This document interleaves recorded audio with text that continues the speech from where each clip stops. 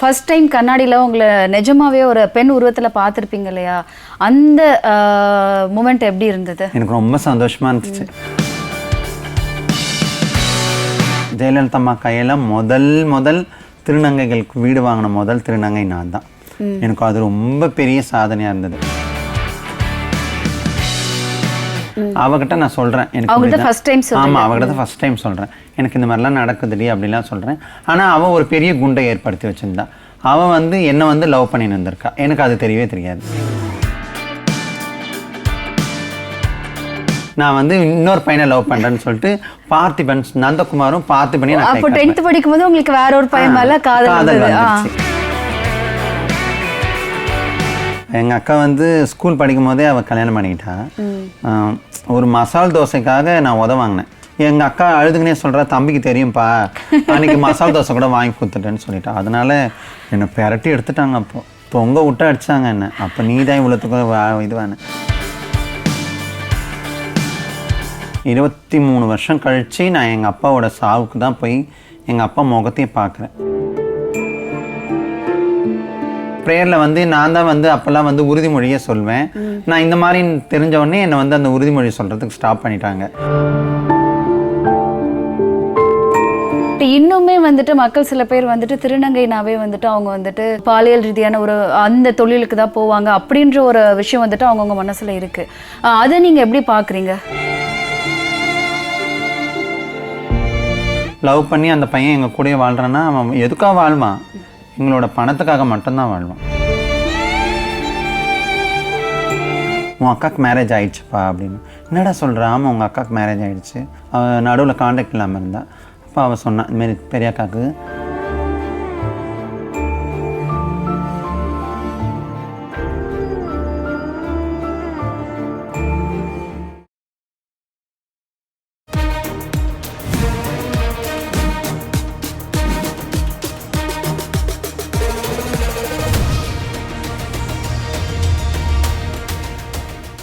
Jaya plus நேயர்கள் அனைவருக்கும் வணக்கம். இன்னைக்கு நம்ம தீர்வை தேடி நிகழ்ச்சி ஒரு சிறப்பான நிகழ்ச்சியாக இருக்க போகுது. எல்லா மனுஷங்களும் அவங்கவுங்களோட வாழ்க்கையில் பலவிதமான போராட்டங்கள் பலவிதமான பிரச்சனைகளை ஃபேஸ் பண்ணிட்டு தான் இருக்கும். ஒரு மனுஷங்களை வெளியிலேருந்து பார்க்கும்போது அவங்களோட ப்ராப்ளம் தெரியாது, அவங்களோட லைஃப் என்னன்னு தெரியாது. பட் உள்ளேருந்து பார்க்கும்போது தான் அவங்க எவ்வளோ விதமான கஷ்டங்களை ஃபேஸ் பண்ணியிருக்காங்க, எவ்வளோ விதமான ப்ராப்ளமை ஃபேஸ் பண்ணியிருக்காங்க, அதை எப்படி ஓவர் கம் பண்ணி வந்தாங்க அப்படின்ற விஷயங்கள் எல்லாமே தெரியும். இன்றைக்கி நம்ம நிகழ்ச்சிக்கு திருநங்கை சமுதாயத்துக்காக போராடிட்டு இருக்க, அவங்களோட உரிமைகளுக்காக போராடிட்டு இருக்க ஒரு முக்கியமான ஒரு பர்சன் தான் நம்ம நிகழ்ச்சிக்கு வந்திருக்காங்க. அவங்க லைஃப்பில் அவங்க என்னென்னலாம் ஃபேஸ் பண்ணியிருக்காங்க, என்ன மாதிரி ட்ரபிள்ஸ்லாம் அவங்க வந்துட்டு ஓவர் கம் பண்ணி வந்திருக்காங்க, அதை பற்றி தான் இன்றைக்கி நம்ம பார்க்க போகிறோம். ஃபர்ஸ்ட் அவங்கள வெல்கம் பண்ணிடலாம்.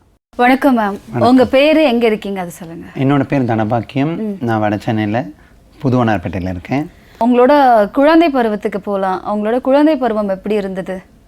நான் என்னோட குழந்தை பருவம் வந்து ஒரு ஆணாக தான் நான் பிறந்தேன். ஆணாக தான் பிறந்து ஆணாக தான் வளர்ந்தேன். ரொம்ப சந்தோஷமான ஒரு பருவம் அது. ஆனால் அந்த சந்தோஷமான பருவத்தில் இதுவும் ரொம்ப சந்தோஷமாக தான் இருந்தது. ஆனால் அந்த காலகட்டத்தில் 1980 85 வந்து ரொம்ப நான் 82 பிறந்தேன். நான் ஸ்கூல் படிக்க வந்தப்போல்லாம் வந்து எனக்கு அவ்வளோவா தெரியாது இதை பற்றி. ஆனால் எனக்குள்ளாடி ஏதோ ஒரு மாற்றங்கள் வருது. கண்ணாடி பார்க்கும் போதெல்லாம் நம்ம ஒரு பெண்ணாக இருந்தால் எப்படி இருக்கும், நம்ம எப்படி இருந்தால் எப்படி இருக்கும் அப்படிலாம். அந்த மாற்றங்கள் ஃபஸ்ட்டு எப்போ ஃபீல் பண்ணீங்க? எனக்கு வந்து அப்போ ஒரு 8 வயசு இருக்கும். 8 வயசு? ஆமாம், 8 வயசில் நான் கண்ணாடி பார்க்கும்போது எனக்கு அப்போவே வந்து ரொம்ப பிடிச்ச நடிகை பார்த்தீங்கன்னா சுஹாசினி. எனக்கு ரொம்ப பிடிக்கும். ஏன்னா அவங்களோட அந்த ட்ரெஸ் கோட்டிங் ரொம்ப அழகாக, சாரீ கட்டுறது, அந்த ஹேர் ஸ்டைலு, லிப்டிக்லாம் ரொம்ப அழகாக போடுவாங்க அவங்க. அந்த மனதில் உறுதி வேண்டும் அந்த படம்லாம் வந்து அந்த டைமில் வந்த படம் தான். அது ரொம்ப எனக்கு ரொம்ப அவங்கள பார்க்கும்போது ரொம்ப இம்ப்ரெஷனாக இருக்கும். அப்போ நான் கண்ணாடியில் பார்க்கும்போது நான் என்னை ஒரு சுஹாசினியாகவே பார்த்தேன். ஆனால் எனக்கு அப்போ வந்து நான் ஒரு ஆணாக தானே இருக்கேன், ஆண் குழந்தையாக தான் இருக்கேன். ஆனால் நான் என் மனசுக்குள்ளாடி நான் சுஹாசினியாகவே நினச்சிக்கிட்டேன். அது ரொம்ப சந்தோஷமாக இருந்தது அப்போது. ஓகே மேம், நீங்கள் சொன்னீங்க சின்ன வயசில் 8 வயசுலேயே வந்துட்டு உங்களை பெண்ணாக பார்த்தா எப்படி இருக்கும்லாம் நீங்கள் யோசிச்சிருக்கேன்னு சொல்லுங்க. இப்போ இருக்க குழந்தைங்களுக்கு கூட டிரான்ஸ்ஜெண்டர்னால் என்னன்னு தெரியுது. ஏன்னா நிறைய சோஷியல் மீடியாவில் படங்களில் பார்க்குறாங்க, எல்லாருக்குமே இப்போ புரிய ஆரம்பிச்சிருச்சு. பட் நீங்கள் சொன்ன அந்த 1980லலாம் வந்துட்டு கண்டிப்பாக என்ன நடக்குதுன்றது உங்களுக்கே புரியாது. எந்த டைமில் வந்துட்டு ஓகே நமக்கு வந்துட்டு இப்படி உடல் ரீதியாக ஒன்று நடக்குது, நம்ம வந்துட்டு பொண்ணாக மாறணும் அப்படின்றது உங்களுக்கு எப்போ புரிய வந்துச்சு? எனக்கு வந்து நான் 9th படிக்கும்போது தான் எனக்கு ஃபுல் அண்ட் ஃபுல் எனக்கு தெரிய வந்துருச்சு. ஏன்னா நம்மளுக்குள்ளாடி ஏதோ ஒன்று நடக்குது, மாற்றம் ஏற்படுது. அந்த மாற்றத்தை எப்படி யார் கையில் சொல்லணும்னு எனக்கு தெரியல. சொல்கிறது கேட்குறதுக்கான ஆட்களும் அப்போ கிடையாது. ஏன்னா அப்போ புரிதல் கிடையாது. ஏன்னா அப்போ வந்து நிறைய ஒளிந்திருந்த சமுதாயம், திருநங்கைன்றது ஒளிந்திருந்த சமுதாயம், அப்போ வெளிக்கூடி வரல.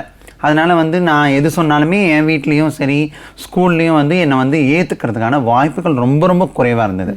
அதனால் நான் யார் கையில் சொல்கிறது, எப்படி வந்து அதை யார்கிட்ட சொல்லி டெலிகாஸ்ட் பண்ணுறதுன்னு எனக்கு தெரியாமல் நான் ரொம்ப முழிச்சுன்னு இருந்தேன்.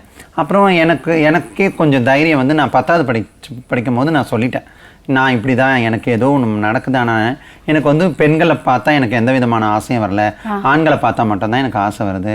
அதனால் நான் வந்து ஒரு ஃபெமினமாக தான் இருக்கணும்னு நினைக்கிறேன் அப்படின்னு சொல்லும் போது, அப்போ என் கூட படித்த பொண்ணு ராஜேஸ்வரி, அவகிட்ட நான் சொல்கிறேன், எனக்கு ஆமாம் அவகிட்ட தான் ஃபஸ்ட் டைம் சொல்கிறேன், எனக்கு இந்த மாதிரிலாம் நடக்குதுடி அப்படிலாம் சொல்கிறேன். ஆனால் அவள் ஒரு பெரிய குண்டை ஏற்படுத்தி வச்சுருந்தா. அவள் வந்து என்னை வந்து லவ் பண்ணின்னு வந்திருக்கா, எனக்கு அது தெரியவே தெரியாது. அப்போ நான் இதை சொல்லும் போது அவள் வந்து ரொம்ப கஷ்டப்பட்டு அழுகிறா. என்னம்மா அப்படின்னு, என்னடி அழுகுறேன்னு நான் கேட்குறேன். இல்லை எனக்கு வந்து ஓ மேலே கொஞ்சம் அதிகமான பாசம் இருந்தது. ஐயோ அதெல்லாம் தப்புடி, பெண்ணும் லவ் பண்ணக்கூடாது, அதெல்லாம் தப்பு, நான் வந்து இன்னொரு பையனை லவ் பண்ணுறேன்னு சொல்லிட்டு பார்த்திபன், நந்தகுமாரும் பார்த்திபனையும் நான் 10th படிக்கும்போது உங்களுக்கு வேற ஒரு பையன் மேலே காதல் வந்துருச்சு. அப்போ நான் சொல்கிறேன். அப்போ அவகிட்ட சொன்னதுனால தான் எனக்கு வந்து ஃபுல் அண்ட் ஃபுல் ஸ்கூல் ஃபுல்லாகவே தெரிய வந்துச்சு. நான் வந்து இந்த மாதிரி ஒரு அப்போ காலகட்டத்தில் என்ன சொல்லுவாங்க, கண்டிப்பா அந்த புரிதல் இருந்திருக்காது. அது மாதிரி வேற மாதிரி ஒரு மாதிரி கொச்சையா பேச ஆரம்பிச்சாங்க. ஸ்கூல்லயும் கொஞ்சம் ஒதுக்கி வைக்க பார்த்தாங்க. அப்போ எனக்கு ரொம்ப கஷ்டமா இருந்தது. ஏன் இவகிட்ட நம்ம போய் சொன்னோம் துருன்னு, ஸ்கூல்ல எல்லாரும் என்னை ஒதுக்கி வச்சுட்டாங்க. ஏன்னா அந்த காலகட்டத்தில் யாருக்கும் புரிதல் இல்லை, ஸ்கூல் டீச்சருக்கும் புரிதல் இல்லை, ஹெட் மாஸ்டருக்கும் புரிதல் இல்லை. ப்ரேயரில் வந்து நான் தான் வந்து அப்போல்லாம் வந்து உறுதிமொழியே சொல்வேன். நான் இந்த மாதிரி தெரிஞ்ச உடனே என்னை வந்து அந்த உறுதிமொழி சொல்கிறதுக்கு ஸ்டாப் பண்ணிட்டாங்க. பின்னாடி லைனில் தனி லைனில் நிற்பேன். நான் 10th லைனில் நிற்காமே 11th நடுவில் நான் நிற்பேன். என்னை லைனில் கூட நிற்க விடாமல், இல்லைன்னா மேலேயே இருந்துருன்றுவாங்க. ரொம்ப கஷ்டமாக இருக்கும் அந்த நேரத்தில். அப்புறம் பாத்ரூம் சைடில் போகும்போது எனக்கு ரொம்ப ரொம்ப ஃபீலிங்காக இருக்கும். ஏன்னா நான் இப்படி சொல்லிட்டோன்னே எதனா பசங்க வந்து அப்யூஸ் பண்ணிவிடுவாங்களோன்ற ஒரு பயம் ஒரு பக்கம். அதனால் எல்லாரும் கிளாஸ் முடிஞ்சு போகும்போது மட்டும்தான் நான் பாத்ரூம் போவேன். அந்த நேரம் வரைக்கும் நான் பாத்ரூம் அடக்கி வச்சுட்டு உட்காந்துனே தான் இருப்பேன். ஏன்னா எனக்குள்ளாடி ஒரு பயம், நம்ம இந்த மாதிரி சொல்லிட்டோம், நம்மளை வந்து யாராச்சும் எதனா பண்ணிட போகிறாங்கன்ற ஒரு பயத்துலேயே வந்து நான் பாத்ரூம் அடக்கி வச்சுட்டு நான் அது கரெக்டாக 4:30 மணிக்கு ஸ்கூல் விட்றாங்கன்னா 4 காலுக்கு போய்ட்டு ஓடி வந்துடுவேன். ஏன்னா அப்போ வந்து ஸ்கூல் டைம் முடிய போகுது இல்லையா, அதில் விட்டு ஓடி வந்துடுவேன். அது ரொம்ப கஷ்டமாக இருந்துச்சு. அந்த காலகட்டத்திலலாம் வந்து என்னால் நான் எப்படி படித்து முன்னேறி வரப்போகிறேன்ற ஒரு கேள்விக்குறியாகவே இருந்தது. ஆனால் நான் 10th நல்ல மார்க் வாங்கினேன். ஸ்கூலோட கிளாஸோட 2nd person நான் தான். Super ma'am. ஓகே, அந்த டைமில் இந்த மாதிரி உங்களை நிறைய ஒதுக்கி வச்சுருக்காங்க, நிறைய இந்த மாதிரி டீஸ் பண்ணியிருக்காங்கன்னு சொல்கிறீங்க. அதில் நீங்கள் மறக்க முடியாத ஒன்று, இது எனக்கு ரொம்ப கஷ்டமாக இருந்தது, இந்த இன்சிடென்ட் என்னால் இப்போ வரைக்குமே அதை மறக்க முடியல அப்படின்னா என்ன ஒரு விஷயம்? அது ஒரே ஒரு வருஷம் காலேஜ் லைஃப் தான் ரொம்ப கஷ்டம். ஸ்கூல் லைஃப்பில் வந்து அது எப்படின்னா விளையாட்டு பருவம், அதனால் அது கொஞ்சம் அப்படியே விளையாட்டுக்கிட்டே அப்படியே தாண்டி போயிடுச்சு. நான் காலேஜுக்கு ஃபஸ்ட் இயர் வரும்போது பிரசிடென்சி காலேஜ் தான். ஃபஸ்ட் இயர் வரும்போது நான் வந்து ஃபஸ்ட் இயர் போனேன். அப்போது அங்கே யாருக்குமே ரொம்ப அவ்வளோவா தெரியல, ஒரு மேனாக தான் நான் போனேன் வந்தேன். அப்போது அதில் ஒரு பையன் வந்து கண்டுபிடிச்சிட்டான். கண்டுபிடிச்சிட்டோன்னே நீ வந்து என்ன அந்த பேரை சொல்லி ஒரு மாதிரி கொச்சையாக சொன்னான். சரி நீ இது வரைக்கும் யார்கிட்டையும் சொல்லாத, அதை விட்டுடு, நான் படிக்க வந்திருக்கேன், நீ படிக்க வந்திருக்கேன்னு சொல்லி நான் கொஞ்சம் மேனேஜ்மெண்ட் பண்ணேன். ஆனால் அந்த காலகட்டத்தில் அந்த ஒரு பையன் வந்து என்ன சொன்னேன்னா, சொல்லலாம்ல ஓப்பனாக, சொல்லுங்க, கை கஞ்சி வாய்க்கு 10ன்னு சொன்னான். அது இன்னி வரைக்குமே நான் மறக்கவே மாட்டேன். அதனால நான் யாரும் என்ன வேணாலும் நினச்சிக்கோங்க, நான் இன்னி வரைக்குமே நான் மெரினா பீச்சுக்குள்ளே கால் வச்சதில்லை. அந்த இன்சிடெண்ட் அப்போ 2001 ஸ்டாப்பு. நான் மெரினா பீச்சில் கால் வச்சு, சென்னையிலே பிறந்து சென்னையிலே வளர்ந்த ஒரு குழந்தை இப்போ வந்து ஒரு 15-20 வருஷமாக வந்து நான் மெரினா பீச்சில் கால் வைக்கணுன்னா எனக்கு எவ்வளோ பெரிய கஷ்டமாக இருக்கும். ஏன்னா இந்த ஒரு வார்த்தை என்னை வந்து இன்னமும் கொண்டுன்னு தான் இருக்குது. நம்ம அங்கே போனாலே, ஏன்னா அவங்களுக்கு அது மட்டும்தான் அதை தெரியுது, ஆனால் அது பின்னாடி எங்களுக்குள்ளாடி வழிகள்லாம் அவங்களுக்கு தெரியல. அதுதான் எனக்கு ரொம்ப கஷ்டமாக இருந்தது. இப்போ ஸ்கூல் டைம்லேயும் சரி, காலேஜ் டைம்லேயும் சரி, பசங்களுக்குள்ளெல்லாம் வந்துட்டு கேங் சேர்ந்துட்டு இந்த சண்டை போடுற விஷயங்கள்லாம் நடக்கும். அந்த மாதிரிலாம் உங்களை வந்துட்டு யாராவது பசங்களாக சேர்ந்துட்டு ஏதாவது வம்பு இழுக்கிறது இல்லை டீஸ் பண்ணுறது அந்த மாதிரிலாம் ஏதாவது நடந்திருக்கா? நிறைய நடந்திருக்கு. 11th வந்து எனக்காக மட்டும்தான் பேசுவான். நான் சொன்னாலே நந்தகுமார் பார்த்திபன். அதில் நந்தகுமார் வந்து பாஸ் பண்ணிட்டான். பார்த்திபன் ஃபெயில் ஆகிட்டான் 10th. நந்தகுமார் மட்டும் எனக்காக மட்டும்தான் பேசுவான். அப்போ அவங்க பசங்கள்லாம் சொல்லும்போது, நீ என்னடா ஒரு பொட்ட பையனுக்கு போய் சப்போர்ட் பண்ணுற, இதெல்லாம் அசிங்கமாக இல்லையா உனக்கு, நீ உன்னை வந்து அவன் வேறு மாதிரி அப்யூஸ் பண்ணிவிடுவான், அதெல்லாம் வேணாண்டான்னு சொல்லி பெரிய சண்டையாகி ஸ்கூல் கலவரமாகவே ஆச்சு. அது வந்து நான் படித்தது வந்து பெசநகர் அண்ணா ஸ்கூலு, பக்கத்தில் ஃபிஷர்மேன் ஏரியா, அவங்களும் ஃபிஷர்மேன் தான். அது பெரிய கலவரமாகி என்னை வந்து அந்த 11th ஸ்கூல் ட்ராப் அவுட் பண்ணுற அளவுக்கு பிளான் பண்ணிட்டாங்க. ஆனால் இருந்தாலும் எங்கள் வீட்டில் வந்து என் சித்தப்பா எங்கள் சின்ன அக்காலாம் வந்து பேசி, சரி என் பிள்ளை இதோட அதை எதுவும் பண்ண மாட்டான், அவன் பண்ண அவன் படிக்கிற வேலையை பார்த்து. ஆனால் எங்கள் அப்பாவுக்கு புரிதல் இல்லை, எங்கள் அப்பா ஏற்றுக்கல. அவர் எப்படி சொல்வார்னா, ஒரு ஜாதி வெறி அந்த மாதிரியான ஒரு கேட்டகரி பர்சன். அவர் அதை ஏற்றுக்கவே இல்லை. இந்த மாதிரி ஒரு திருநங்கையாக நீ மாறவே கூடாது, அரவாணியாக மாறக்கூடாதுன்ற ஒரு காலகட்டம். அவர் ரொம்ப அதை என்னை ரொம்ப கண்டிஷன் கொடுத்தார். அவரை பார்த்தாலே நான் வந்து மிலிட்ரி மேன் மாரி நடந்து போவேன். வேறு நான் என்ன பண்ணுறது, என்னோடய நெளிவு சுழிவெல்லாம் நான் கட்டுப்படுத்திக்கிட்டு எங்கள் அப்பாவை பார்த்தாலே நான் மிலிட்ரி மேன் மாரி நடந்து போவேன். எனக்கு ரொம்ப பயமாக இருக்கும். ஏன்னா அடிச்சிடுவார், திட்டுவார். என்னால் என் அக்கா 2 பேருக்கும் எந்த ப்ராப்ளமும் வரக்கூடாது, அந்த ஒரு இது இருந்தது எனக்கு. அது ரொம்ப பெரிய இன்சிடென்ட். ஓகே, உங்கள் ஃபேமிலியில் வந்துட்டு இந்த மாதிரி உங்களுக்கு ஒரு மாற்றம் உருவாகுதுன்னு தெரிஞ்சு யார் உங்களுக்கு ஃபஸ்ட்டு சப்போர்ட்டிவாக இருந்தது? ஃபஸ்ட்டு சப்போர்ட்டிவ் எங்கள் சின்ன அக்கா, அவள் பேர் மகேஸ்வரி. அவள் தான் எனக்கு சப்போர்ட்டிவாக இருந்தாள். அக்காட்ட போய் என்னன்னு சொன்னீங்க? நான் சொன்னேன், அக்கா நான் ஒன்றை மாதிரி தான் ஆகணும்னு நினைக்கிறேன். ஏன்னா நானும் எங்கள் அக்கா சின்ன அக்காவும் நானும் ஒரே மாதிரி இருப்போம். எங்கள் பெரிய அக்கா மட்டும் தான் வேறு எங்கள் அப்பா மாதிரி இருப்பாள். நான் ஒன்றை மாதிரி தான் ஆகணும்னு நினைக்கிறேன், நான் இந்த மாதிரி ஆகிடுவேன் போல இருக்கேன் அப்படின் போது எங்கள் அக்கா வந்து அதை ஏற்றுக்கிட்டா. எனக்கு எப்பயோ தெரியும்டா உன்னை பற்றி, நீ இப்படி தான் மாறப்போ. ஆனால் அந்த காலகட்டத்திலேயே அதை புரிஞ்சு ஏற்றுக்கிறது பெரிய விஷயம் இல்லை, அக்கா பண்ணியிருக்காங்க. ஏற்றுக்கிட்டாங்க எங்கள் சின்ன அக்கா. அப்போ எனக்கு சந்தோஷமாக இருந்துச்சு. அப்பா நம்ம சின்ன அக்கா ஏற்றுக்கிட்டா, பெரியவளை எப்படியே கன்வின்ஸ் பண்ணிவிடுவான்னு பார்த்தோம். ஆனால் எங்கள் பெரியவ வந்து எங்கள் அப்பா மாதிரி கன்வின்ஸ் ஆகவே இல்லை. இன்னமும் அதே மாதிரி தான் அப்படியே இப்போ வரைக்கும் பேசுறது இல்லை. பேசுவாங்க, என்னன்னா என்ன, அவ்வளோதான், பேசுறது வரைக்கும் தான். நான் இன்னைக்கு ஒரு நல்ல நிலைமையில இருக்கும் போதுமே அவங்க பேசுறது என்னன்னு வரைக்கும் வச்சுக்கிறாங்க. இப்போ அப்போ இருக்க காலகட்டத்தில் நீங்கள் இந்த மாதிரி ஒரு விஷயம் வந்துட்டு உங்களுக்குள்ள ஒரு மாற்றங்கள் நிகழும் போது ஒன்று ஃபேஸ் பண்ணியிருப்பீங்களா? அப்போ இருக்க சுச்சுவேஷனுக்கும் இப்போ உங்களை மாதிரி ஆகணும்னு நினைக்கிறாங்க இல்லையா, அவங்களுக்குள்ள மாற்றங்கள் உருவாகுது இல்லையா, அவங்க ஃபேஸ் பண்ணுறதுக்கும் எவ்வளோ டிஃப்ரென்ஸ் இருக்குன்னு பார்க்குறீங்க? புரிதல் வந்துடுச்சுன்னு நினைக்கிறீங்களா, இல்லை இன்னமும் அதே மாதிரி தான் இருக்காங்கன்னு நினைக்கிறீங்களா? இல்லை, புரிதல் ஓரளவுக்கு நல்லாவே வந்துருச்சு. ஏன்னா நிறைய மீடியாக்களும் நிறைய படங்கள்லையும் வந்து திருநங்கைகளை பற்றி போட்டு காட்டினால புரிதல் ஓரளவுக்கு நல்லாவே வந்துருச்சு. அப்போ காலகட்டத்தில் புரிதல் கிடையாது. இன்னும் இது ஒரு ஆம்பளை பையனாக இருந்தது, திடீர்னு வந்து பார்த்தா இது பொம்பளை மாரி நடந்து போகுது, பொம்பளை துணி போட்டு போகுதுன்னு தான் எங்களை ஒரு மாதிரி கேவலமாகவும் ஏளனமாகவும் பார்த்தாங்க. ஆனால் இப்போ இருக்க காலகட்டத்தில் ஒரு 11th 12th படிக்கிற பிள்ளைங்களுக்குள்ளாடி வந்து இந்த பெண்மையான மாற்றங்கள் வரும்போது அந்த ஸ்கூலில் இருக்கக்கூடிய HMஓ இல்லை டீச்சரோ ஓரளவுக்கு புரிஞ்சுக்கிறாங்க.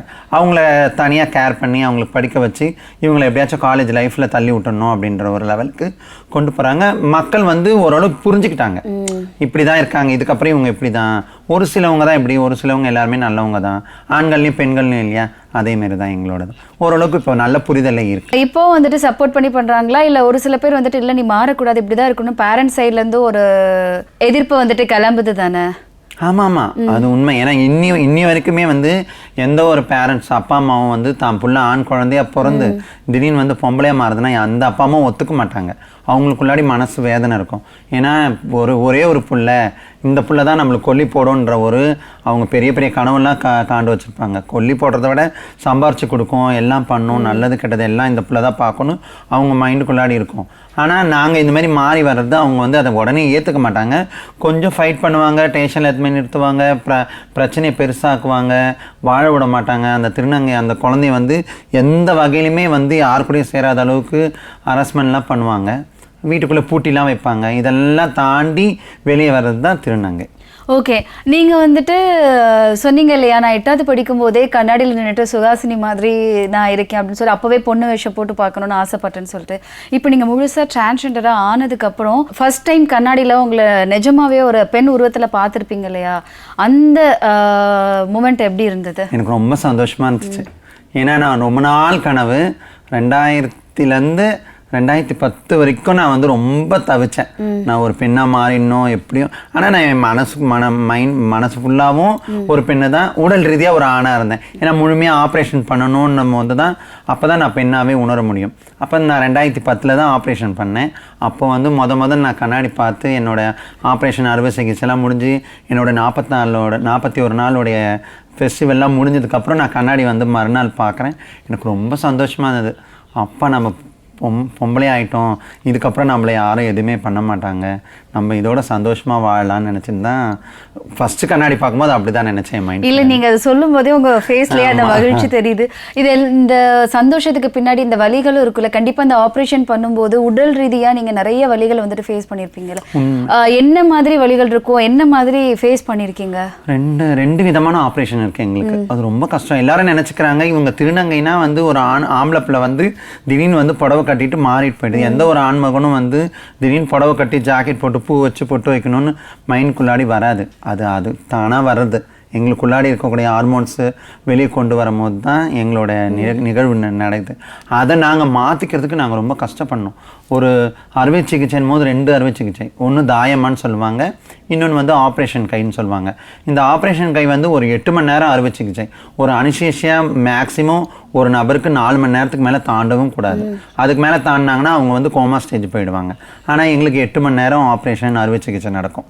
அதில் வந்து உயிர் பொழைச்சவங்களும் உண்டு, செத்தவங்களும் உண்டு. ஏன்னா வந்து என்னோட உயிர் நாடியே நாங்கள் எடுத்துடுறோம். அது உள்ளே இருக்க நரம்பெல்லாம் எடுத்து போட்டுட்டு மல்லிப்பூ கட்டுற மாதிரி கட்டி திருப்பி உள்ளே போட்டு புதைச்சி எங்களை தச்சு விட்டுடுவாங்க. ஓகேங்களா? அது எனக்கு அந்த மாதிரி தான் ஆப்ரேஷன் நடந்தது. அது வந்து பாதி நேரம் எனக்கு அந்த ஆப்ரேஷன் பாதி வேலை முடிஞ்சோடனே திருப்பி எனக்கு அவங்க பண்ணுறது எனக்கு வலி நல்லாவே தெரியுது. நான் கத்துறேன், எனக்கு வலிக்குதுன்னு. ஏன்னா அனிஸ்தீசியா அதுக்கு மேலே கொடுக்க முடியாது. அதுக்கு மேலே கொடுக்க முடியாது. அதுக்கு என்ன பண்ணுறது, நீங்கள் தாங்கி தான் ஆகணும். அதுதான் வலி வேதனை, வேறு ஒன்றும் பண்ண முடியாதுன்னு சொல்லுவாங்க.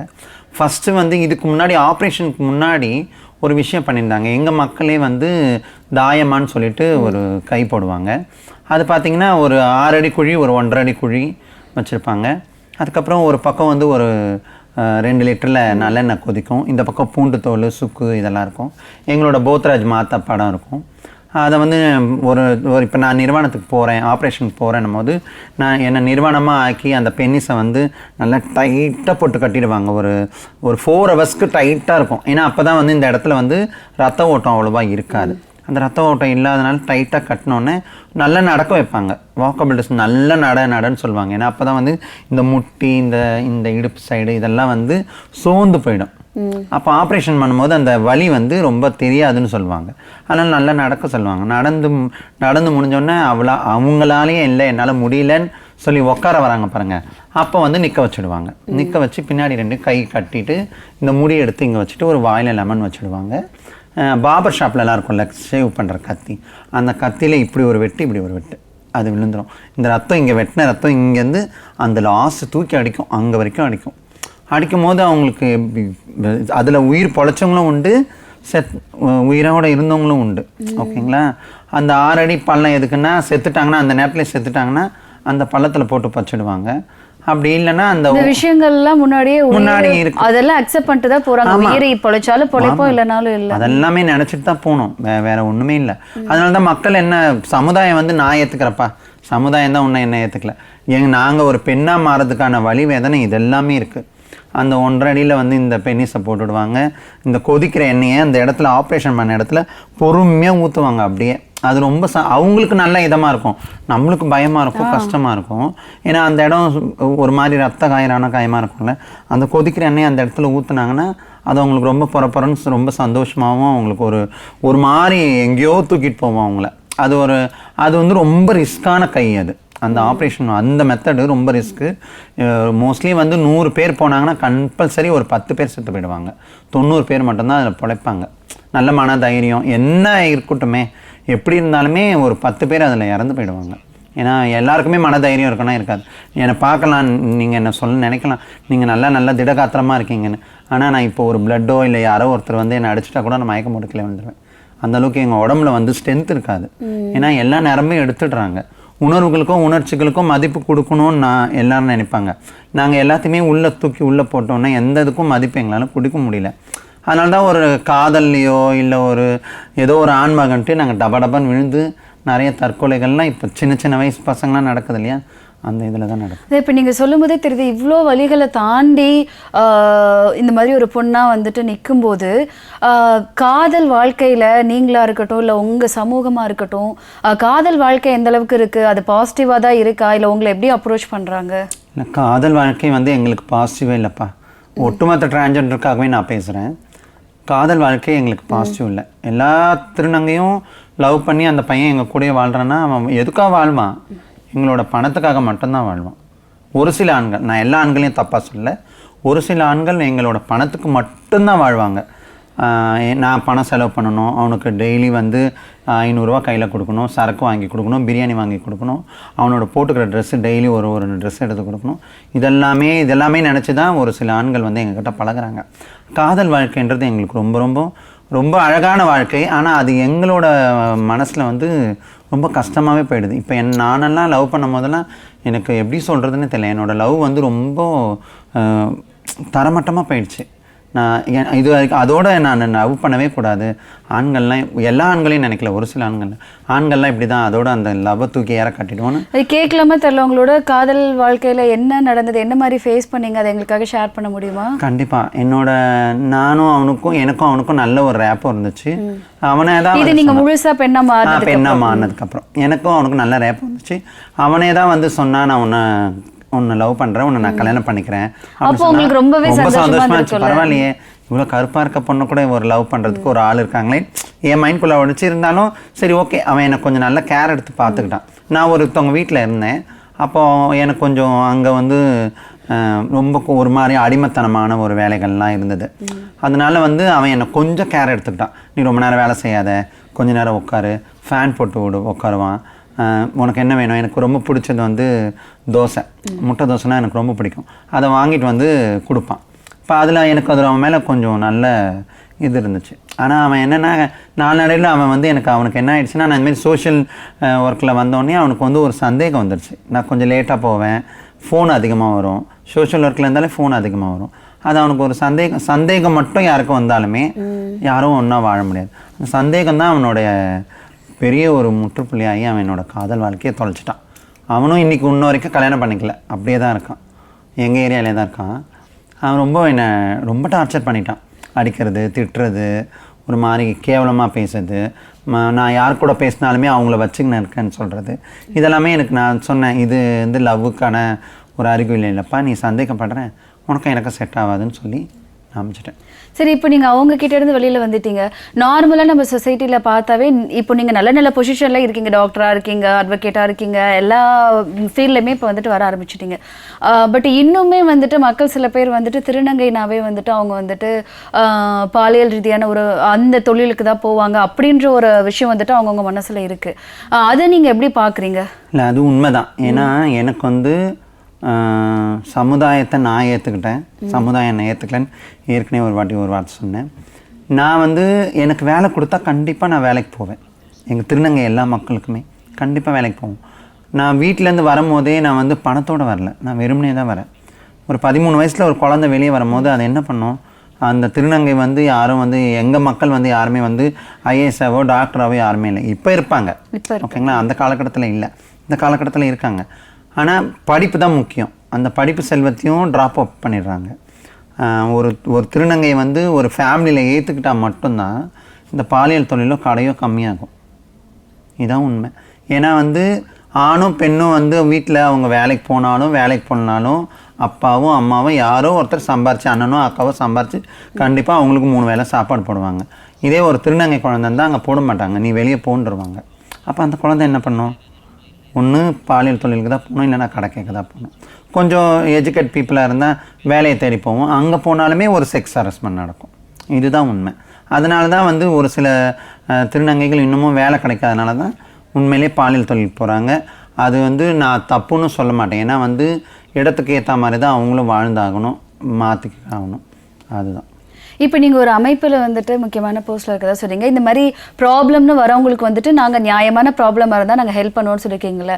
இப்போது உங்ககிட்ட ப்ராப்ளம்னு வரவங்க, இந்த மாதிரி பாலியல் தொழிலில் இருக்கிறவங்க வந்துட்டு உங்ககிட்ட இந்த மாதிரி ப்ராப்ளம் எனக்கு இருக்குது, நான் இந்த மாதிரி ஃபேஸ் பண்ணிகிட்ருக்கேன், இதிலேருந்து என்னை வந்துட்டு வெளியில் கொண்டு வாங்க அப்படின்ற மாதிரிலாம் உங்ககிட்ட யாராவது வந்துட்டு கொடுமையான கதை யாராவது வந்து சொல்லியிருக்காங்களா? எங்களுக்காக ஷேர் பண்ண முடியுமா? சொல்லியிருக்காங்க. இப்போது திருநங்கை கனிமொழின்னு ஒருத்தங்க இருந்தாங்க.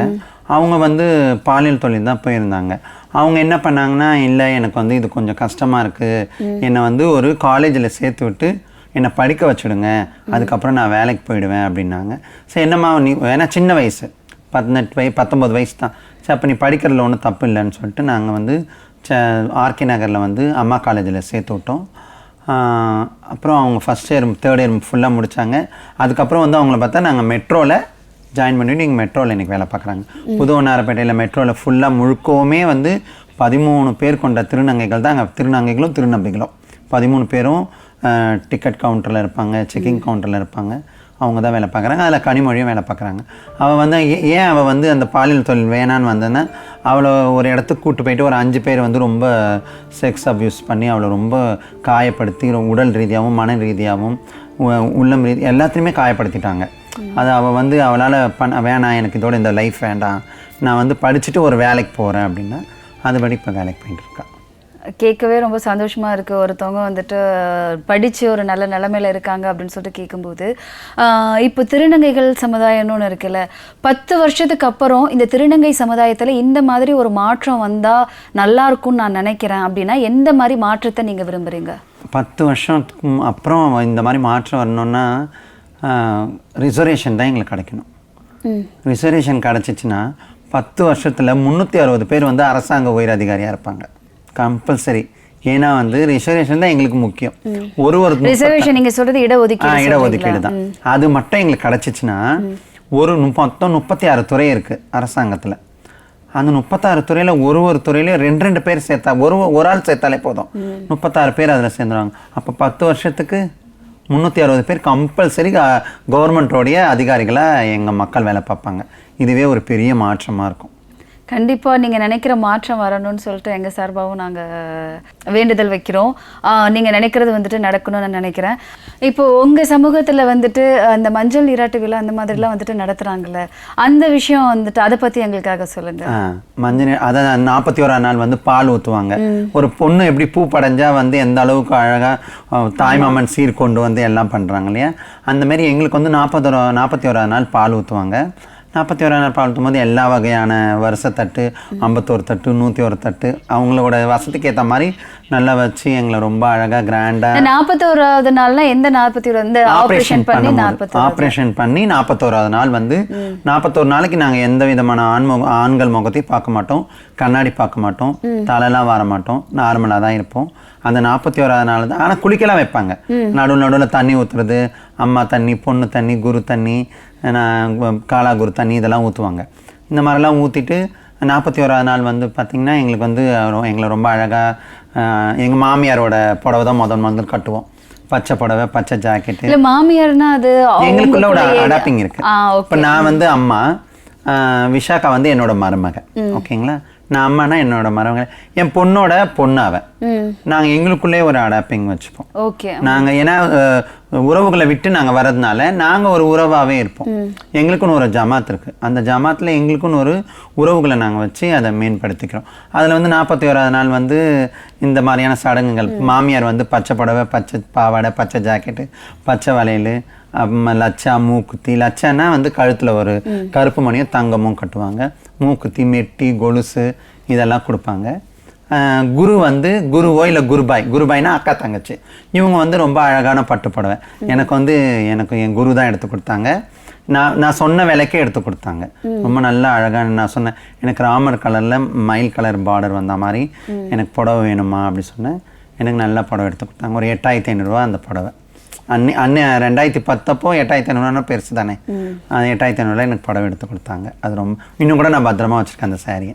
அதான் அந்த மஞ்சள் நீராட்டு விழாவில் என்னெல்லாம் பண்ணுவீங்க? அதான் இது நிலங்கள்லாம் வைப்போம். இப்போ வந்து பெரியவங்க வந்து உட்காருவாங்க, 2 பக்கம் பெரியவங்களும் எல்லாரும் பேரெல்லாம் சொல்லி பேலெலாம் கொடுப்பாங்க, பேலெல்லாம் உடாய்ப்பாங்க. அப்புறம் இப்போ எனக்கு என்னோட மருமகளுக்கு பால் ஊற்றுறாங்கன்னா எங்கள் வீட்டு பரிவார பேரை சொல்லி தனபாக்கியத்தோட மருமவை விஷாக்காக்கு இன்றைக்கி வந்து பால் ஊற்றுறோம் அப்படின்னு சொல்லி அந்த மொய் முறைலாம் கொடுப்பாங்க. மொய் முறையும் வைப்பாங்க, நலங்கள்லாம் வைப்பாங்க, அந்தி மந்தின்னு சொல்லுவோம். கையில் ஃபுல்லாக மருதாணி இப்படி தடவுவாங்க, கோன்லாம் போட மாட்டாங்க. மருதாணி கையில் தடவிட்டு தலையில் சீயக்காய், எண்ணெய், மஞ்சள்லாம் வச்சு தேய்ச்சிட்டு குளிக்க வச்சுட்டு காலையில் மாதா பூஜை போடுவாங்க. விடிகாலையில் மாதா பூஜை போட்டு, மாதா பூஜை தான் ஃபஸ்ட்டு. மாதா ஃபோட்டோ தான் பார்க்கணும். நாங்கள் அந்த ஆப்ரேஷன் பண்ணதுக்கப்புறம் ஃபஸ்ட்டு சாமி ஃபோட்டோனா மாதா ஃபோட்டோ தான் பார்க்கணும். போத்ராஜ் மாதா ஃபோட்டோ பார்த்துட்டு அதுக்கப்புறம் எனக்கு யார் பிடிக்குதோ அவங்க 2 பேரை நான் இன்னும் 2 பேரை பார்த்துக்கலாம். அம்மாவை பார்க்கலாம், மாமியாரை பார்க்கலாம், அக்கா தங்கச்சை பார்க்கலாம், பொண்ணை கூட பார்க்கலாம். நாங்கள் இதை எடுத்துகிட்டு போயிட்டு கடலில் கங்கையில் தான் எதுவுமே பால் ஊற்றுவோம். இப்போ சென்னைனா Marina beach, Kasimedu area, N4 beach இந்த மாதிரிலாம் ஊற்றிடுவாங்க. மற்ற ஊருங்கள்லாம் வந்து கடல் இருக்காது, ஆறு இருக்கும். இல்லை ஒன்றுமே இல்லாத ஊராக இருந்தால் அவங்க வீட்டுக்குள்ளேயே ஒரு பெரிய டபராவில் தண்ணி ஊற்றி அதில் பால் ஊற்றி சாமி கும்பிட்டுருவாங்க. ஒரு நைட் ஃபுல்லாகவும் நடக்கும், ரொம்ப ஆடல் பாடலாக இருக்கும், ரொம்ப சந்தோஷமாக இருக்கும். அன்னைக்கு எல்லாரும் வருவாங்க, அந்த அவங்களோட கஷ்டத்தெல்லாம் மறந்துடுவாங்க. எல்லாரும் என்ன பாட்டு போட்டாலும் எல்லாரும் டான்ஸ் ஆடுவாங்க. பெரியவங்க சின்னவங்கன்னு பார்க்காம எல்லாரும் ரொம்ப சந்தோஷமாக டான்ஸ் ஆடி ஆடி பாடி மகிழ்ந்து எங்களையும் மகிழ்விச்சு மறுநாள் காலையில் இந்த மாதிரியான ஒரு சில சடங்குங்கள்லாம் முடித்து அழகாக பட்டுப்படவை கட்டி கண்ணாடியில் பார்க்க சொல்லுவாங்க. பாருமா பொம்பளை மாதிரி ஆயிட்டேன் அப்படின்னு சொல்லுவாங்க. அப்போ ரொம்ப சந்தோஷமா இருக்கும். நீங்க சொல்லும் போதே எங்களால அதை பார்க்க முடியும். ரொம்ப ரொம்ப சந்தோஷமா இருக்கும். ஒரு நாளைக்கு வாங்க, உங்களை கூப்பிடுறேன். கண்டிப்பா.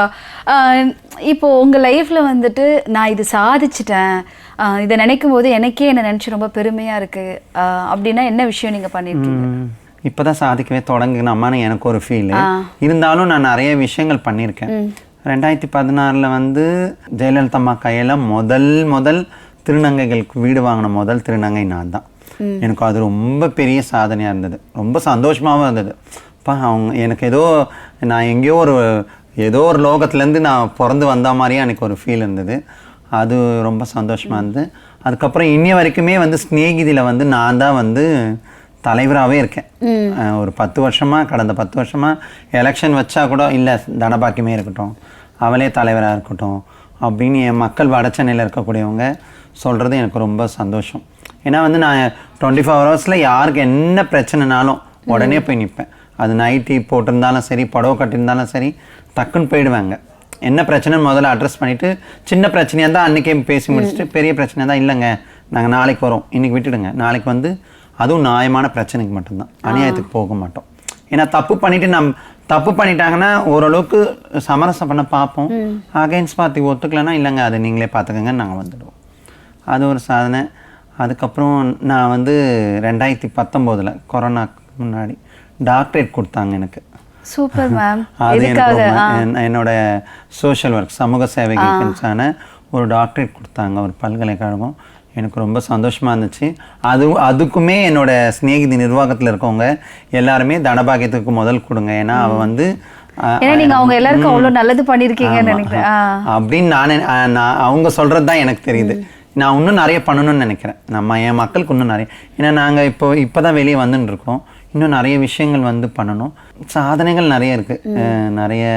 நிறைய விஷயங்களை மக்களுக்கான சப்போர்ட்டிங் 236 வீடு வாங்கி கொடுத்ததே பெரிய சாதனை. என் ஸ்நேகிதி டீம் இல்லைன்னா அன்றைக்கி 236 வீடு கிடச்சிருக்காது அரசாங்கத்துலேருந்து. அதுக்கப்புறம் 2019 ஒரு 244 வீடு கண்ணகி நகரில் வாங்கினோம். இதுக்குமே ஸ்நேகிதி ரொம்ப சப்போர்ட் பண்ணுச்சு எங்கள் மக்கள். அதுதான் என்னோட கண்டிப்பா இதெல்லாம் ஒரு பெரிய சாதனையான ஒரு விஷயம் தான்.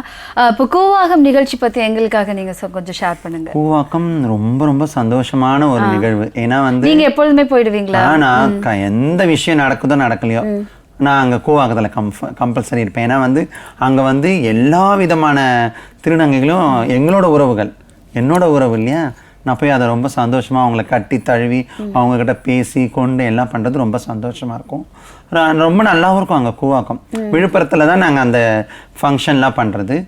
கூவாக்கம் அது கிராமம். அதில் வெறும் போய் தாலி மட்டும் கட்டிட்டு திருப்பி வந்துடுவோம். மறுநாள் காலையில் போயிட்டு ஐயன் கிளம்பி வருவார். அப்போ அந்த நேரத்தில் கற்பூரம்லாம் வச்சு தேங்காய்லாம் உடைச்சி கற்பூரம் ஏற்றி கும்மி அடித்து அதுக்கப்புறம் எங்களுடைய கும்மி அடிக்குதுன்னு சொல்லும்போது ஞாபகம் வருது. கும்மி அடிக்கும் போது பாட்டெல்லாம் பாடுவாங்க எங்களுக்காக.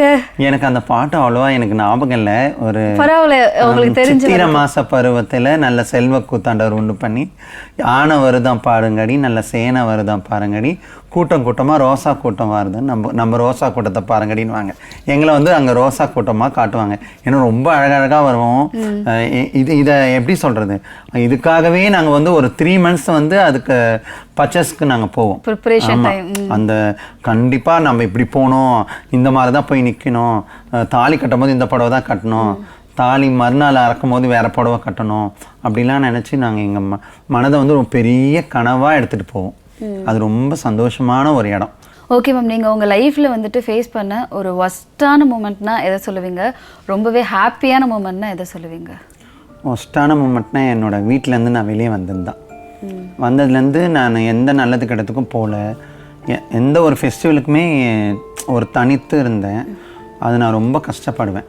ஏன்னா வந்து என்னடா இது, எல்லாரும் ஃபேமிலியோடு இருக்காங்க, நம்ம மட்டும் ஃபேமிலி இல்லாமல் தனிமையில் இருக்கிற மாதிரியே இருக்குதே அப்படின்ற ஒரு மைண்டுக்குள்ளாடி ஒரு ஃபீல் ஓடி இருந்தது. அதுக்கப்புறம் எங்கள் அக்காவுக்கு கல்யாணம் ஆனதில் நான் இல்லவே இல்லை. இன்றைக்கி ஃபோட்டோ பார்த்தா கூட எனக்கு ரொம்ப கஷ்டமாக இருக்கும். ஏன்னா நான் ஃபோட்டோவில் ஆல்பத்தில் நான் கிடையாது. அப்போ நான் அவங்க வீட்டு ஃபேமிலி இல்லையோ அப்படின்றத நான் ரொம்ப அன்றைக்கி ரொம்ப மனசு கஷ்டப்பட்டேன்.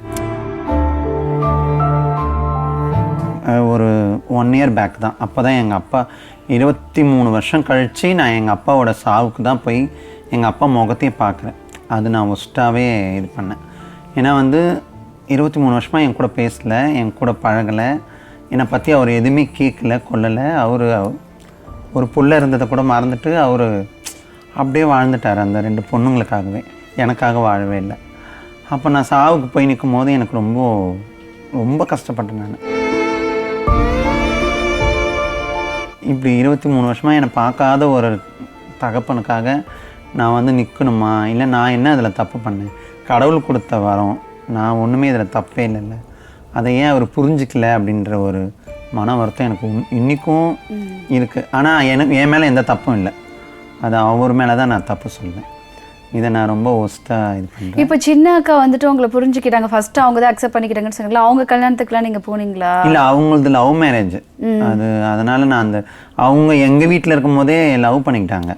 அது எனக்கு தெரியவே தெரியாது. அது ஒரு பெரிய காமெடி. அது சொன்னால் சிரிப்பீங்க. எங்கள் அக்கா வந்து ஸ்கூல் படிக்கும் போதே அவள் கல்யாணம் பண்ணிக்கிட்டா. ஒரு மசால் தோசைக்காக நான் வாங்கினேன். எனக்கு தெரியாது அன்றைக்கி அவள் கல்யாணம் பண்ணியிருக்கான்னு சொல்லிட்டு. என்னை கூப்பிட்டு போய் எனக்கு மசால் தோசை பிடிக்கும், அதனால் நான் இன்னி வரைக்கும் மசால் தோசையும் சாப்பிட்றதில்ல. மசால் தோசை வாங்கி கொடுத்துட்டா. செம்ம அடி எனக்கு. எங்கள் அக்கா அழுதுங்கன்னே சொல்கிறா, தம்பிக்கு தெரியும்ப்பா அன்றைக்கி மசால் தோசை கூட வாங்கி கொடுத்துட்டேன்னு சொல்லிட்டா. அதனால் என்னை பெரட்டி எடுத்துட்டாங்க. அப்போது ஒரு மசால் தோசைக்காக நான் சாப்பிட தான் போனேன். எனக்கு தெரியாது இவங்க 2 பேருக்கும் மேரேஜ் ஆகிடுது அப்படின்னு. உங்களுக்கு ட்ரீட் வச்சுருக்காங்க? அப்போவே ட்ரீட் வச்சாங்க. எனக்கு தெரியாது. இது நான் பெரட்டி எடுத்துட்டாங்க, தொங்க விட்டு அடிச்சாங்க என்ன. அப்போ நீ தான் இவ்வளோத்துக்கும் இது வேணும். அதனால் அவளையும் கொஞ்சம் ஓரமாக ஒதுக்கி வச்சேம்மா, இதோட வேணும். மசால் தோசைக்காக இவ்வளோ அடிவாக வச்சுருக்கீங்க உங்கள் சின்ன அக்கா. ஓகே, உங்கள் லைஃப்பில் இருந்தால் ரொம்ப ஹாப்பியான தருணம் இப்போ வரைக்கும் இந்த விஷயம் வந்துட்டு எனக்கு ரொம்ப சந்தோஷம். இப்போ நினச்சாலும் ஆமாம், இப்போ நினச்சாலுமே எனக்கு ரொம்ப சந்தோஷமான தருணம். நான் டாக்டரேட் வாங்கினது, அதுக்கு என்னுடைய வட சென்னை பீப்புள்ஸ் எல்லாருமே ரொம்ப சந்தோஷப்பட்டாங்க. அதுக்கப்புறம் என்னுடைய பிறந்த நாள் வந்ததுன்னா என்னோடய வாட்ஸ்அப் குரூப்பில் நிறைய பேருக்கு வருமா என்னன்னு எனக்கு தெரியல, ஆனால் எனக்கு நிறைய மெசேஜ் வந்துக்கிட்டே இருக்கும். நிறைய பேர் போடுவாங்க, எல்லா ஊர்லேருந்தும் எல்லா மாநிலங்கள்லேருந்தும் நிறைய பேர் எனக்கு வாழ்த்துக்கள் சொல்லுவாங்க. அது நான் பிறந்த நாளே எனக்கு பிடிக்காது. ஏன்னா நான் செலிப்ரேட் பண்ணக்கூடாதுன்னு நினைப்பேன். ஆனால் இந்த கடந்த ஒரு 15 வருஷமாக எனக்கு இதை வந்து ரொம்ப டெலிகாஸ்ட் பண்ணுறது எனக்கு ரொம்ப ரொம்ப சந்தோஷமாக இருக்குது. என்னோடய டாக்டரேட்டும் என்னோடய பர்த்டேவும் ரொம்ப மறக்க முடியாத நாள். ஆனால் நான் பர்த்டே கேக்கெலாம் வெட்டணும் அப்படிலாம் நினைக்க மாட்டேன். அன்றைக்கி நான் கோவில் போகணும், அப்படி இல்லைன்னா வந்து ஏதாச்சும் ஒரு அனாத ஆசிரமத்தில் போயிட்டு அவங்களுக்கு ஏதாச்சும் நான் பண்ணணும்னு தான் நினைப்பேன். அதை கூட நான் வீடியோ எடுத்தோ எதுவுமே நான் ஸ்டேட்டஸ்லேயே எதுலேயுமே கூட போட மாட்டேன். அது கூட யாருக்கும் இது வரைக்கும் தெரியாது நான் பண்ணுறது. கண்டிப்பாக இன்னுமே ஆதரவற்ற திருநங்கைகள்லாம் அங்கங்கே இருக்க தான் செய்கிறாங்க. ஸோ இந்த ஆதரவற்ற திருநங்கைகளுக்கு எங்கள் அமைப்பு மூலமாக உங்களுக்கு நாங்கள் இந்த மாதிரி விஷயங்கள்லாம் பண்ணுவோம் அப்படின்னா அவங்களுக்கு நீங்கள் என்ன சொல்லுவீங்க? திருநங்கைகள் வந்து ஆதரவற்றவங்களே கிடையாது. ஆண்கள்லையும் பெண்கள்லையும் வந்து கைவிட்டுடுவாங்க. திருநங்கைகள் கைவிட மாட்டாங்க. ஒன்று நீங்கள் விட்டிங்கன்னா நான் பிடிச்சிப்பேன், நான் விட்டால் வேற ஒருத்தர் பிடிச்சிப்பாங்க, அந்தமாரி தான். ஆனால் இருந்தாலும் கடைநிலையில் இருக்கக்கூடிய திருநங்கைகளுக்கும் நாங்கள் நல்லா சப்போர்ட் பண்ணணும், அவங்களுக்கு தேவைகளை பூர்த்தி செய்யணுன்றது தான் நாங்கள் வேலை பார்த்துட்டுருக்கோம். அதில் ஒரு சிலவங்க வந்து இல்லைங்க நாங்கள் ஜமாத் வேண்டாம், நாங்கள் தனித்தே வாழ்ந்துக்கிறோம், நாங்கள் எங்களுக்குள்ளாடி எங்களுக்கு என்ன பிரச்சனையோ நாங்களே பார்த்துக்குறோம், ஆனால் எங்களுக்கு ஆஃபீஸ்லேருந்து எங்களுக்கு எல்லா சப்போர்ட்டும் பண்ணுங்கன்னா கண்டிப்பாக அந்த சப்போர்ட் எல்லாமே நாங்கள் பண்ணுவோம். Okay ma'am. இப்போ சமுதாயத்தில் முன்னைக்கு இப்போ நிறைய பேர் ஏற்றுக்கிட்டாங்க அப்படின்றத சொன்னீங்க. ஏற்றுக்காத இன்னும் ஒரு சில பேர் இருக்காங்கல்ல, அவங்களுக்கும் இந்த பேரண்ட்ஸில் அக்செப்ட் பண்ணாமல் இருக்காங்கல்ல, அவங்களுக்கும் ஏதாவது நீங்கள் சொல்லணும்னா அவங்களுக்கு நீங்கள் என்ன சொல்ல விரும்புகிறீங்க? பேரண்ட்ஸ்க்கு முதல் சொல்லணும்னா, எந்த ஒரு குழந்தையாக இருந்தாலும் ஆண் குழந்தை வந்து பெண்ணாக மாறுதுன்னா அதை நீங்கள் புரிஞ்சுக்குங்க. பெண் குழந்தை வந்து ஆணாக மாறுதுனால அதையும் புரிஞ்சுக்கோங்க. நாங்களாக மாற்றிக்கல, அது கடவுள் போட்ட முடிச்சு. இப்போ ஒரு கல்யாணம் பண்ணி கொடுக்குறோம், ஒரு பெண்ணுக்கும் ஆணுக்கும் கல்யாணம் பண்ணி கொடுக்குறோம். அந்த பெண் வந்து திடீர்னு அவங்க கணவன் இறந்துட்டா, அப்போ விதவியாகிறாங்க. அந்த பெண்ணை ஏற்றுக்கும் போது நான் வந்து தீர்க்க சுமங்கலியாகவே ரெகுலராக உங்கள் கூடவே இருக்க போகிறேன். லட்சுமிக்கு லட்சுமி நான். என்னையே ஏற்றுக்கிறதுக்கு இது பண்ணுறீங்க? என்ன கொஞ்சம் எங்கள் மனசையும் எங்களுடைய எண்ணங்களையும் எங்களுடைய உணர்வுகளையும் நீங்கள் புரிஞ்சுக்கிட்டாலே போதும். பேரண்ட்ஸு அவங்க அதை புரிஞ்சுக்கிட்டு எங்களை ஏற்றுக்கிட்டாங்கனாலே எந்த குழந்தையும் பாலியல் தொழிலுக்கோ பிச்சை எடுக்கவோ வராது. ரொம்ப சந்தோஷமாக வாழும். உங்களுடைய பர்சனல் லைஃப்பில் வந்துட்டு பல போராட்டங்களில் இருந்தாலுமே அதை எல்லாத்தையும் ஃபேஸ் பண்ணி உங்களை மாதிரி இருக்கிற மற்ற திருநங்கைகள் எல்லாமே நல்லா இருக்கணும், அவங்களுக்கு சம உரிமை கிடைக்கணும்னு சொல்லிட்டு அவங்களுக்கு உண்டான போராட்டத்திலேயே இப்போ இறங்கி அவங்களுக்காகவும் நிறைய விஷயங்கள் உங்கள் அமைப்பு மூலமாக செஞ்சுட்டு வரீங்க. அதை கேட்கும்போது எங்களுக்கு ரொம்ப சந்தோஷமாக இருக்குது. உங்களுடைய போராட்டங்களும் சரி, உங்களோட நியாயமான ஆசைகள் எல்லாமே உங்களுக்கு நிறைவேறணும் அப்படின்னு சொல்லிட்டு எங்கள் டீம் சார்பாக நாங்கள் வாழ்த்து தெரிவிக்கிறோம். Thank you ma'am. தேங்க்யூ. மற்றொரு தீர்வை தேடி நிகழ்ச்சியில் சந்திப்போம். நன்றி, வணக்கம்.